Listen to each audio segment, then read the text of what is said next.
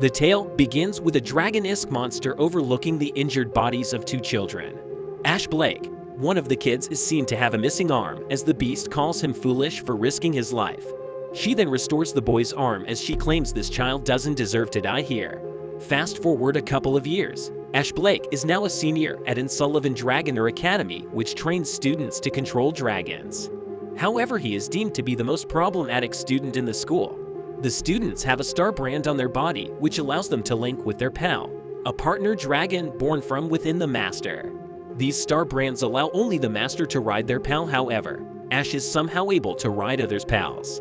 One day Ash uses his friend's pal to participate in a dragon spar as he doesn't have his own. There he gets into a confrontation with Sylvia, the fourth princess of the Lautréamont Kingdom. She insults Ash, which makes him furious, and he challenges Sylvia in the upcoming Ares Dragonar Festival race to make her read her words. Later that night, Ash finds himself in paralysis while a naked girl named Navi caresses his body. She claims tonight will be the last time before proceeding to give him a good time. And so the day of the challenge arrives, but Ash is forced to forfeit the challenge after he crashes into some people who are conspiring against Sylvia. As such, he heads back but encounters Milgaus and his bodyguard Anya. While fighting them, Ash saves Anya from falling down a cliff and ends up falling himself. All of a sudden his arm starts to glow and a girl appears before him. He concludes this girl must be his dragon. Ash is overjoyed, but this girl is revealed to have a crude personality as she states she is Ash's master rather than the other way around. Nonetheless, he brings her back to his room and she immediately occupies the bed and Ash is forced to sleep on the ground. The next morning, the student council president named Rebecca comes to see Ash's pal. There, she gives Ash some clothes for his dragon and informs him that the academy has appointed Dr. Cornwell to investigate the best way to deal with his humanoid dragon. Rebecca also gives Ash some money to buy necessities, and so Ash and his pal go shopping, and he names her Eco. They run into Sylvia, who apologizes for her harsh words in the past. Suddenly Eco goes to use the restroom, but she gets abducted, and Sylvia helps him locate her. Meanwhile, Eco wakes up to find herself tied with a woman by her side. She claims a dragon born in human form is rare, and so she has taken an interest in her. All of a sudden, Ash and Sylvia reach the lab and learn the woman is Cornwell. She refuses to hand Eco back, but he manages to retrieve her using the star brand's power. The next day, Cornwell shows up in Ash's class and reveals herself to be the new teacher. Time marches on, and Rebecca one day visits Ash. There she tries to use her huge knockers to seduce Ash into joining the student council. She also adds that she is doing so to protect him and Eco, adding that the shady figures Ash encountered Milgaus and Anya are Imperial spies. Despite this, he wants some time to think. Later that day, Sylvia and Rebecca happen upon Eco and Ash, and they all decide to eat together. Meanwhile, Milgaus is executing his evil plans and brings out a sinister sword to summon a giant dragon. Eco immediately notices the commotion and the group heads out to investigate. Seeing the terrifying dragon destroy the town, Eco tries to confront it but gets captured and devoured. As such, Rebecca uses her pal to fight this beast, but her opponent is revealed to have exceptional healing abilities. Sylvia is left shell-shocked, and Ash brings her back to reality with a slap. He then uses Sylvia's dragon to join Rebecca in the battle. On the other hand, Eco finds herself faced with Navi, who claims she will help Eco power up. Navi also reveals that the current foe is a necromancer, a beast brought back from the grave. With her help, Eco creates a magical armor known as Arch and gives it to Ash. He then uses this Arch to defeat the necromancer and retrieve his pal. Later that night, both Sylvia and Ash agree to join the council. In a flashback, it is shown that Sylvia was the girl with Ash when he lost his arm. Back at school, Ash learns of a Sliver Knight fan club, which admires the hero who fought the necromancer and rescued the city. A few members of this club show up in Ash's class and ask for any information. The leader, Jessica, has some strange ambitions like wanting to bear the Sliver Knight's children and refuses to leave without any well. However, Rebecca shows up and makes her retreat. Later on, she tells Ash to keep his identity under wraps, as many girls with ill intentions will approach him if he does not. It is revealed that possessing an arch can make one a noble, so many gold diggers end up thirsting for that person's seed. She also adds that Veronica, the first princess, is coming to Sullivan, and this news terrifies Sylvia. Not long after Veronica appears in the academy, upon her arrival she immediately confronts the horrified Sylvia. whose knees begin to quack at the sight of her sibling. Seeing this, Veronica is disappointed with her sister's progress as a Dragonar, and so she publicly humiliates her as a punishment. Ash becomes angry after seeing this, and he tries to stand up for his friend. However, Veronica doesn't listen to him and brings him back to her lodging to work as her servant, where Prim, an adorable yet clumsy maid, helps him with the chores. Later on, he is forced to join Veronica Cornwell, Rebecca, and Sylvia in the bath, where Veronica proposes an arranged marriage for Sylvia, as she is already at the age of having children. She reveals the candidate to be Glenn, her bodyguard, and the best friend of their late brother Julius. Veronica keeps up the pressure on Sylvia despite her hesitance. However, Ash also steps in, and Veronica decides to give Sylvia one last chance to prove herself. Sylvia agrees, but fails to showcase her strength, which enrages Veronica. And so she orders Sylvia to go and pray for repentance at a church. Next day, the student council accompany Veronica on her tour of the city, but they have a concern. An assassin named Avdok was revealed to have infiltrated the town and is aiming for Veronica's life. Meanwhile, Sylvia visits the church to pray when all of a sudden, Avdok attacks the church. Avdok and her men quickly capture the people present, which includes Sylvia, Jessica, and also Anya. On the other hand, Veronica heads to her mothership to investigate the situation.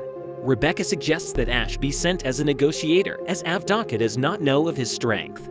While he distracts her, Rebecca and Glenn will infiltrate the church from beneath and save the hostages. And so, Ash heads to the church and tells Avdok to cease these futile actions, because Veronica will not negotiate with evil guys. In addition, he sees Sylvia's resolve to become a high-ranking dragon, as he uses her body to protect innocent civilians. Fortunately, Rebecca and Glenn soon arrive and start killing the terrorists. Eiko makes an arch for Ash, which freezes the explosives set up, and the group manages to arrest Avdok and her crew. But this is all a part of Veronica's plan, as the attacker is revealed to be working for her. Veronica wished to see Sylvia's resolve, as well as round up Avdok supporters. Moreover, Avdok claims she is looking for her long-lost sister, revealed to be Anya. Some time passes by after this entire incident. One day, Eiko has a horrific nightmare in which a nine-eyed necromancer engulfed her in darkness. Consequently, she wakes up and fails to attend school that day, so Ash goes alone. On this day, the top rankers are gathered to be sent to a training camp. Thanks to Rebecca's good word, Ash is also allowed to join, but learns that Luca, the council secretary, has been off for a long time. And so, the council heads to her room to investigate the situation. They learn Luca's from the Elbaf race and also the youngest person to achieve the rank of Dragonar. Furthermore, she is currently having trouble with her pal Gawain. Rebecca explains that their link is slowly disintegrating, and Ash decides to help. As per Rebecca, the only way to do so is for Ash to ride and communicate with Gawain. And so, he prepares for this task and gets Eiko to make him another arch. However, all is not as easy as it seems. Gawain doesn't want to talk and immediately starts to attack. Ash somehow manages to block the blow, but fails to make any constructive interaction with the beast.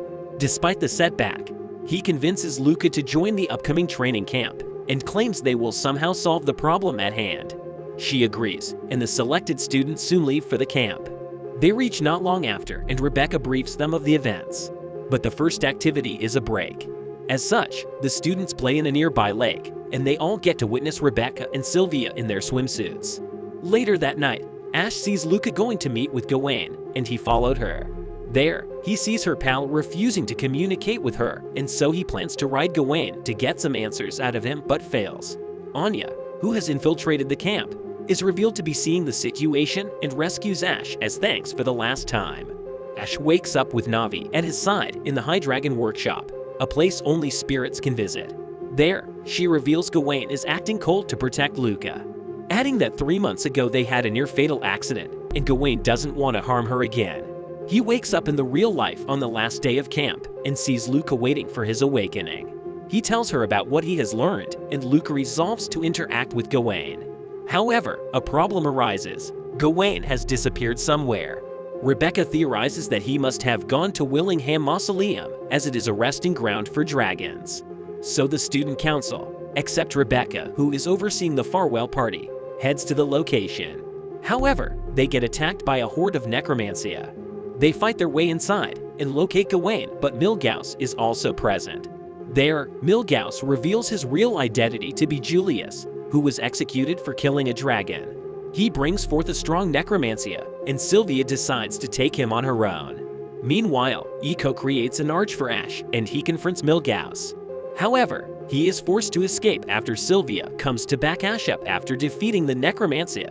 On the other hand, the camp is also attacked by necromancer, and the students hold them back, but they soon reach their limit. Luca finally makes up with Gawain and defeats all the remaining foes. The ordeal ends and they return to school. There, Sylvia gets a message from her father telling her to attend the upcoming Continental Congress along with Eiko and Ash. And so, the trio head to the capital of the kingdom, Fontaine, to attend the meeting. Upon reaching their destination, Sylvia goes to meet with her father and she asks if Julius is really dead. The king replies in an affirmative, but Sylvia feels he isn't telling the truth. Meanwhile, Ash and Eiko help Prim with her chores and then head out to explore the city. Not long after, they return and prepare for the banquet that is being held. There, Ash finally meets with Sylvia's father, and he gives the young boy the title of Dragonair. Meanwhile, Milgaus is revealed to be working with Klaus, one of the nobles from the kingdom of Zephyros. They both plan to kidnap Eiko to use as a test subject for their magic device and order Anya to accomplish this task. The next morning, Sylvia is distraught over her father's lie and goes to take a walk. There, she encounters Veronica and expresses her concerns about Milgaus being their dead brother. The next day, a ball is held and the trio gets prepared. Sylvia tells Ash about the recent situation, and he tries to console her after feeling empathy towards the situation. They both share a heart-throbbing moment but get interrupted. Meanwhile, Eiko gets dressed up by Prim, where it is revealed Eiko is jealous of Sylvia for acting so close to her master. In addition, she loses control of her emotions when Prim states her Ash will one day marry a human. She runs outside in the triennial downpour, and Prim follows her, but they get faced by Anya and her men. They kidnap Eiko and leave Prim injured on the ground. On the other, Sylvia and Ash attend the ball and see that Klaus and Milgaus are present there as well, but they cannot confront them here. All of a sudden, they hear about the situation with Eiko and rush there. They learn Anya is the one responsible, and Ash concludes that Milgaus is behind this plan. And so, they theorize Eiko must be entrapped in Klaus's ship, Beowulf, and they head over. Suddenly, Ash's star brand starts to ache. On the ship, the crew has studied their experiment to awaken Eiko's dragon form, but it all goes wrong. Eiko loses control and breaks free. She transforms into a dragon form as per the experiment. Meanwhile, the ball is disrupted after the nobles run off. Veronica runs into and confronts Milgaus, who is revealed to be a dragon spirit called Mordred who has infiltrated Julius's body. Mordred claims his ambition will finally come to fruition, and he releases Julius's body, knocking him back to his senses. On the other hand, he takes possession of Eiko while she is still in her dragon form, but Navi resists his possession. Veronica and Julius join up with Ash and Sylvia, and they form a plan. Julius and Ash use Veronica's ship to get closer to Eiko, and Ash then finds an opening to jump onto her body. Church. While he does so, Navi meets with Eiko's spirit and informs her of the situation. Eiko becomes emotional after seeing the lengths her master is going to save her and decides to aid him. And so, she creates a fully original arch for Ash, using which he manages to dispel Mordred and reverts Eiko to her human form once again. The whole ordeal is now over. Julius informs the group that Mordred has escaped during the fight and that the Continental Congress has been cancelled. There, Eiko and Ash also have a wholesome moment where they reaffirm the importance of each other in their lives. And so the tale comes to a close. The end.